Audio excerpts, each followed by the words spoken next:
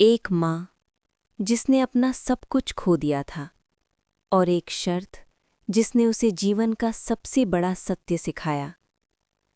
बहुत समय पहले की बात है।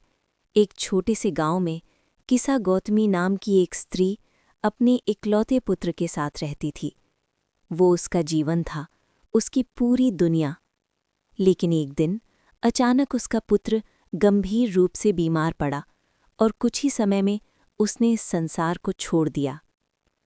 किसा गौतमी ये मानने को तैयार नहीं थी कि उसका बेटा अब नहीं रहा।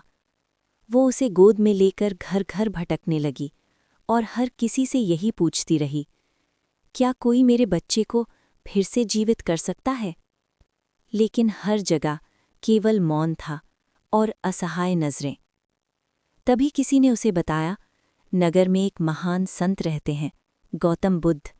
शायद वही उसकी सहायता कर सकें। आखिरी आशा लेकर किसा गौतमी बुद्ध के पास पहुंची। बुद्ध ने उसकी पीड़ा देखी और करुणा से कहा, मैं तुम्हारी सहायता कर सकता हूं, लेकिन एक शर्त है। उससे कहा गया, तुम किसी ऐसे घर से सरसों के दाने ले आओ जहां आज तक किसी की मृत्यु ना हुई हो। किसा गौतमी पूरे गांव में घूमती रही। हर घर से सरसों के दाने तो मिले, लेकिन ऐसा कोई घर नहीं मिला जहां मृत्यु ने दस्तक न दी हो। किसी ने पिता खोया था, किसी ने माँ, किसी ने अपना पुत्र।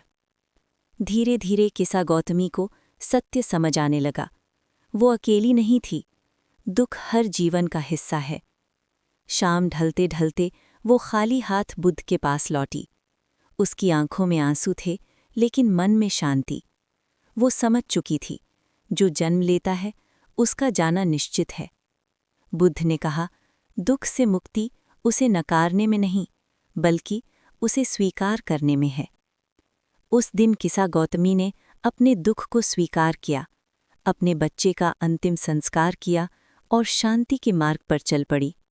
सीख, जो जन्मा है उसका जाना निश्चित है। मृत्यु जीवन का सत्य है, और सत्य को स्वीकार करने में ही सच्ची शांति है।